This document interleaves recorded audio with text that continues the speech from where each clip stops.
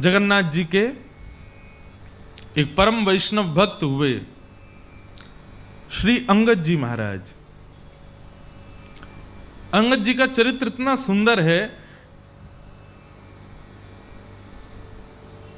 एक वैदिक भगवत भक्ति निष्ठ पत्नी प्राप्त होने की वजह से अंगद जी जगन्नाथ जी के भक्त हो गए थे। तो श्री अंगद जी महाराज अपने राजा के राजदूत थे। राजा ने एक बार एक नगर पर आक्रमण किया, वहां की सारी सामग्रियां लूट करके जब ला रहे थे तो अंगद जी महाराज ने सारी सामग्रियां तो राजा के कोष में रख दी, लेकिन एक दिव्य मणि थी। उस मणि को देख करके अंगद जी महाराज के मन में भाव आया कि ये मणि मैं अपने ठाकुर जी को निवेदित करूंगा, और उस मणि को श्री अंगद जी महाराज ने अपनी पगड़ी में रख लिया। राजा को जब जाकर के सैनिकों ने यह बात बताई कि भैया अंगद जी महाराज ने वो मणि अपने पास रख ली है, आप अंगद जी से ले लीजिए, तो राजा की भी हिम्मत नहीं थी कि वो अंगद जी को जाकर के कहे कि मणि दे दो, क्योंकि अंगद जी इतने बलवान थे, इतना पौरुष था, इतने बुद्धिमान थे कि राजा को भय था कि इनसे कोई आक्रमण यदि मुझ पर हुआ तो वो दुखदाई होगा। तो राजा ने अपनी बहन को कहा कि अंगद जी तुम्हारे यहां रोज भोजन करने आते हैं, कल के उनके भोजन में विष मिला देना। जैसे अंगद जी पाएंगे विष पाते ही उनकी मृत्यु होगी तो वो मणि में उनकी पगड़ी से निकाल लूंगा। अंगद जी महाराज के दो नियम थे। जब भी भोग लगाते, जब भी प्रसाद पाने बैठते थे तो प्रसाद का पहले तो भोग लगाते थे, और भोग लगवाने के बाद वो राजा की बहन जिसके यहां पाते थे उसकी बेटी को खिलाते थे पहला कवल अपने हाथ से, और पहला कवल खिला करके फिर स्वयं पाते थे। आज राजा की बहन ने अपनी बेटी को तो कहीं छुपा दिया और अंगद जी महाराज के लिए भोजन सिद्ध किया। अंगद जी महाराज पहुंचे, लाओ बिटिया भोजन कराओ। भोजन सिद्ध करके अंगद जी के सन्मुख रखा। अंगद जी बोले भोग लग गया? बोले नहीं भोग नहीं लगा। जल्दी भोग लगाओ। तो उसने विष युक्त सब्जी और सबरी सामग्री का ठाकुर जी को भोग लगा दिया। अंगद जी महाराज बैठ के कीर्तन कर रहे थे, भोग जैसे ही लग के आया अंगद जी के सन्मुख वो प्रसादी आई, तो अंगद जी ने कहा लाली तेरी बेटी कहाँ है, जल्दी बुलाओ। हमारे दो नियम हैं, पहले भोग लगाना फिर तेरी बेटी को खिलाना, तभी पाता हूं मैं। कहाँ है तेरी बिटिया? तो वो कन्या बोली आज मेरी बेटी मेरे मायके गई है, अपनी नानी के यहाँ गई है, आज तो वो घर नहीं है, आप अब ऐसे ही पा लीजिए। अंगद जी महाराज ने तो थाली को प्रणाम कर लिया, बोले बिटिया क्षमा करो। हमारे गुरुजन कहते हैं कि नियम का त्याग नहीं करना चाहिए। मेरा तो नियम है, मैं तेरी बेटी को बिना खिलाए खाता ही नहीं। अब तूने पहले नहीं बताया कि तेरी बिटिया आज नानी के यहाँ गई है, नहीं तो मैं प्रसाद ही नहीं पाता। अब सामने तूने रख दिया है तो मैं बस दंडवत कर लेता हूं, महाप्रसाद गोविंद का स्वरूप है, लेकिन मेरा तो नियम है तेरी बेटी को पहले खिलाता हूं, उसके बगैर तो मैं खाता नहीं। तो उस कन्या के मन में आया कि मैं इनको विष खिला करके मारना चाहती हूं, और इनका मेरी बेटी के प्रति, मेरी पुत्री के प्रति इतना प्रेम, इतना सुहृद, मैं ऐसे व्यक्ति को मार कैसे सकती हूं। राजा की बहन के मन में भाव आया, उसने थाली को उठा लिया, बोले चाचा जी आप मत पाइए, ये आपके योग्य है भी नहीं। बोले नहीं नहीं नहीं योग्य तो है, देखो जगन्नाथ जी का भोग लगाया तुमने, अब ये पाना तो मैं तो नहीं पाऊंगा, मेरा तो नियम है कि मैं उसको पहले पाऊंगा, लेकिन हाँ इसको तुम जरूर पा लेना। वो बोली नहीं ये किसी के योग्य नहीं है, अब तो इसको मैं फेंकूंगी जाकर के। बोले क्यों, ऐसा क्यों कहती हो?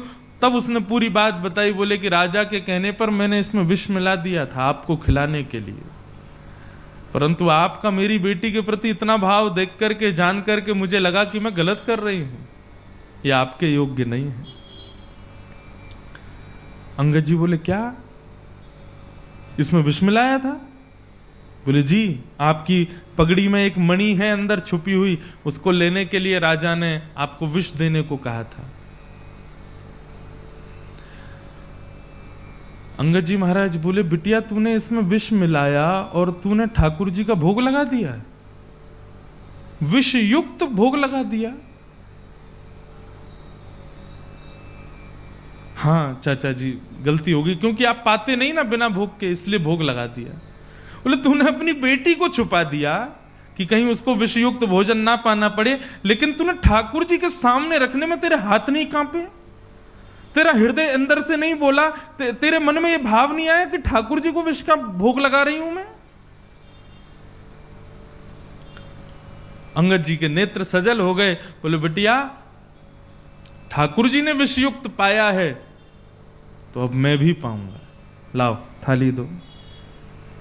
उसने बहुत मना किया। बोले नहीं चाचा जी मुझसे अपराध हो गया, आप मत पाइए उसको, वो आपके योग्य नहीं। बोले नहीं नहीं नहीं, तूने ठाकुर जी की योग्य कैसे समझ लिया उसको? फिर मैं मानव हूं, मैं विष नहीं पा सकता, तो तुझे विचार करना चाहिए था ना कि ठाकुर जी को भी विष का भोजन नहीं देता। तूने वहां विचार नहीं किया तो मुझ पर विचार क्यों करती है? ला दे दे।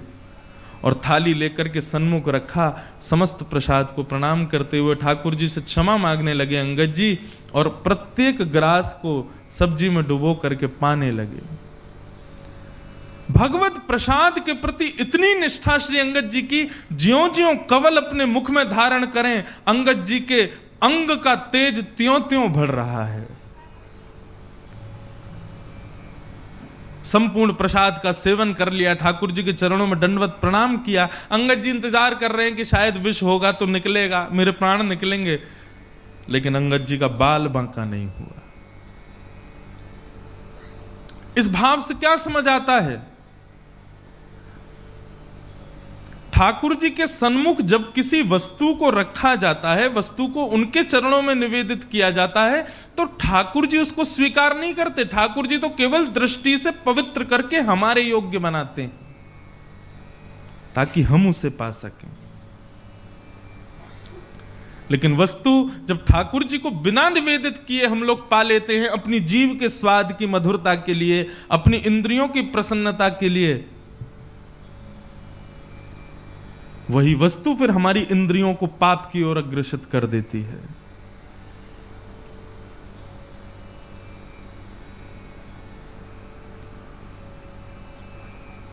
पांडवों के रक्षक बने हैं स्वयं द्वारिकाधीश।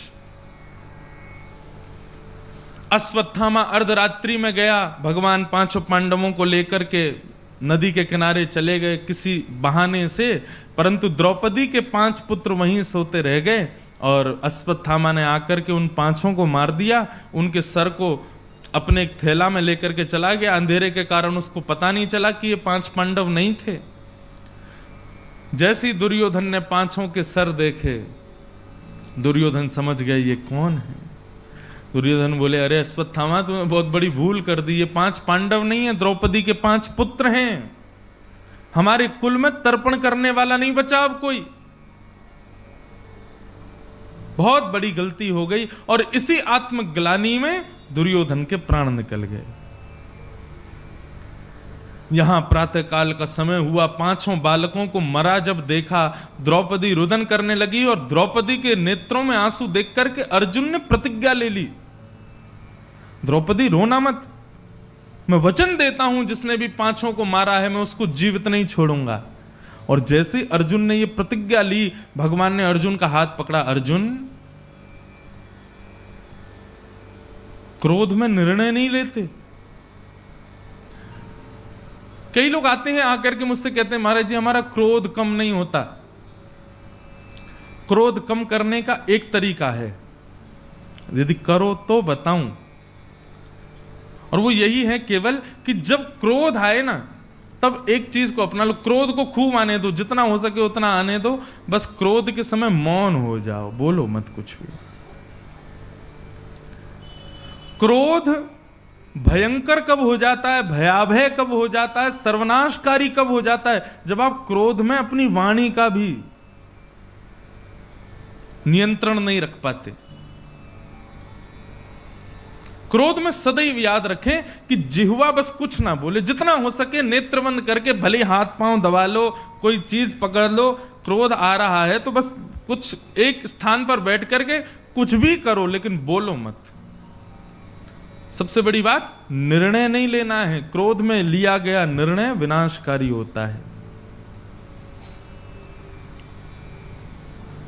क्रोध जब आए तब मौन हो जाओ। सती ने जब श्री रघुनाथ जी की परीक्षा ली तो महादेव ने कुछ कहा नहीं सती से, एक शब्द नहीं कहा कि तुमने ऐसा क्यों किया, कि तुमको नहीं करना चाहिए, तो कुछ नहीं, महादेव मौन हो गए थे बस।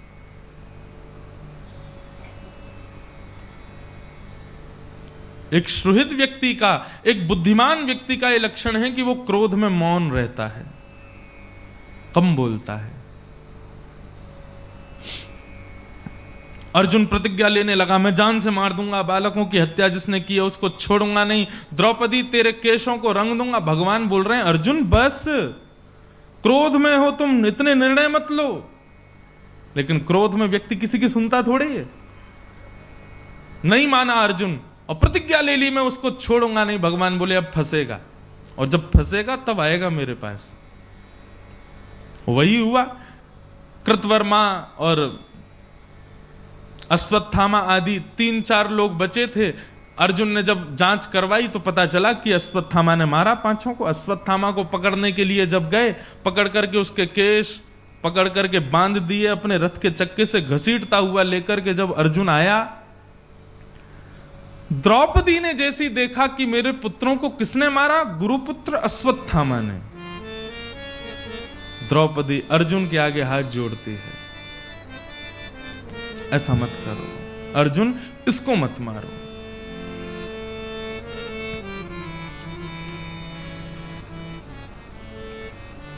इसकी हत्या मत करो अर्जुन। क्यों? क्योंकि ये ब्राह्मण है, हमारे गुरु का बेटा है, गुरुपुत्र है, इसका वध करने का अधिकार तुम्हारा नहीं है अर्जुन, इसको मत मारो। उवाच चासहन्तस्य वन्धनानयनं सतिं मुच्यतामेष ब्राह्मणो नितरां गुरु। अर्जुन, हम क्षत्रिय हैं और ब्राह्मण सदैव हमारे गुरु रहे हैं, ब्राह्मण हमारे पूजनीय रहे हैं। पहली बात तो ये ब्राह्मण है, इसलिए इसको नहीं मारना चाहिए। बहुत ध्यान से सुनना बंधुओं, मैं कोई जातिवाद के लिए नहीं बोल रहा हूं, लेकिन मेरी बात सुनिएगा। द्रौपदी कहती है कि ये ब्राह्मण है इसलिए इसको मत मारो। लेकिन अर्जुन, यदि तुम जाति पर विश्वास नहीं करते कि ये ब्राह्मण है, हम क्षत्रिय हैं, ये ऊंच नीच नहीं होनी चाहिए, तो दूसरी बात सुनो, इसको क्यों नहीं मारना चाहिए? क्योंकि ये हमारे गुरु का बेटा है, गुरुपुत्र है। जिस गुरु ने तुमको धनुष उठाना सिखाया, बाण चलाना सिखाया, उस गुरु को तुमने निर्दयता से मरवा दिया महाभारत में। कम से कम उसके पुत्र को तो मत मारो। गुरु के ऋण का थोड़ा तो ख्याल करो अर्जुन, इसको मत मारो। लेकिन यदि तुम्हें गुरु पुत्र है इसका भी कोई भाव तुम्हारे हृदय में नहीं है, तो तीसरी बात जो कहती है द्रौपदी, इसको क्यों नहीं मारो? क्यों? क्योंकि ये अपनी मां का इकलौता पुत्र है। इसकी मां का पति तो पहले ही मर गया, अब इसको भी मार दोगे तो बिल्कुल निर्बल हो जाएगी वो। और पुत्रों के मरने पर मां को कितना कष्ट होता है अर्जुन, ये मैं जानती हूं, क्योंकि मेरे अभी अभी 5 पुत्र मरे हैं।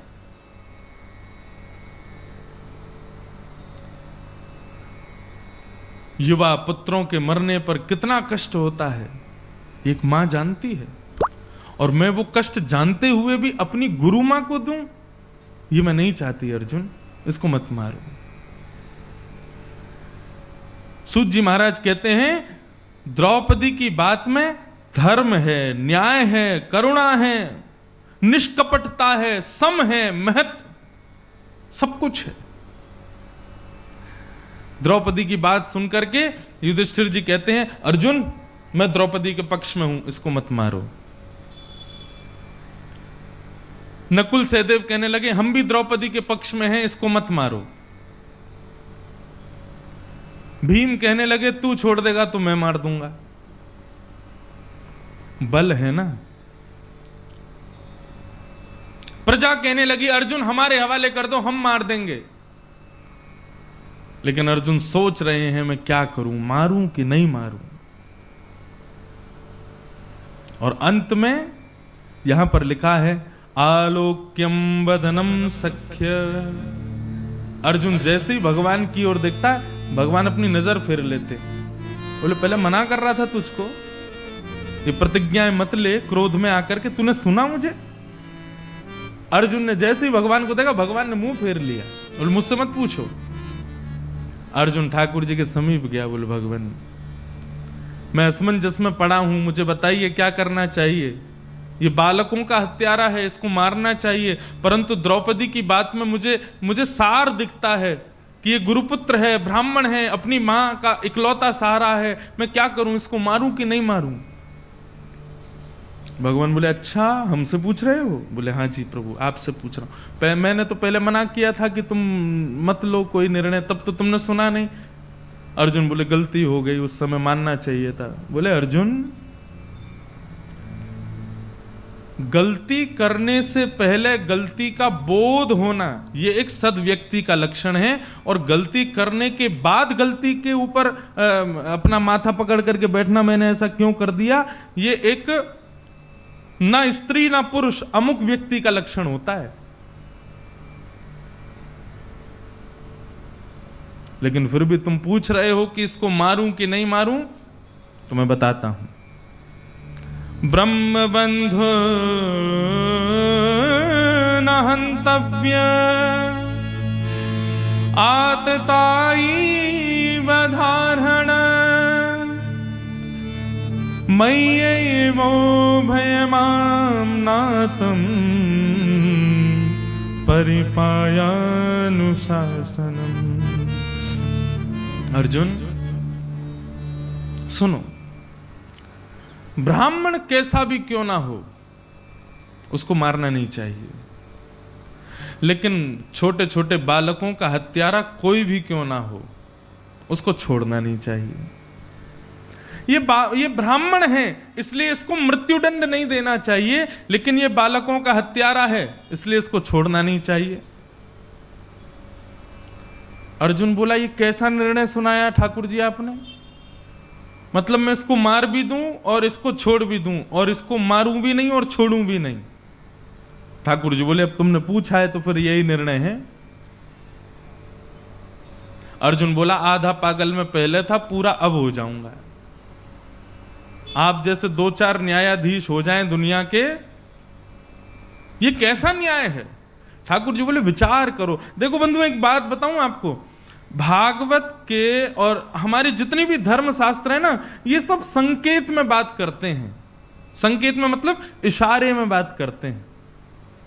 हम लोग कहते हैं समझदार को इशारा काफी, और कोई यदि इन बातों को ना समझ पाए तो वो समझ जाए कि मैं समझदार नहीं हूं। ठाकुर जी कह रहे हैं ब्राह्मण कैसा भी क्यों ना हो उसको मारना नहीं चाहिए, बालकों का हत्यारा कोई भी क्यों ना हो उसको छोड़ना नहीं चाहिए। ये एक संकेत दिया है अर्जुन को। अर्जुन अब विचार कर तुझे क्या करना चाहिए, इसको मारना भी है छोड़ना भी है। थोड़ी देर विचार करने पर अर्जुन को बुद्धि आई, और अर्जुन ने क्या समझा, ऐसी कौन सी वस्तु है जो मृत्युदंड के भी बराबर है और मुक्ति के भी बराबर है, जहां पर जीवित भी रहेगा व्यक्ति और मृत्यु के समान कष्ट भी पाएगा। ऐसी वस्तु केवल एक है, भरे समाज में अपमान, भरे समाज में अपयश। कोई प्रतिष्ठित व्यक्ति का यदि भरे समाज में अपयश कर दिया जाए तो ऐसा व्यक्ति हर दिन मरेगा, हर क्षण मरेगा, हर पल उसकी मृत्यु उसके समीप आएगी।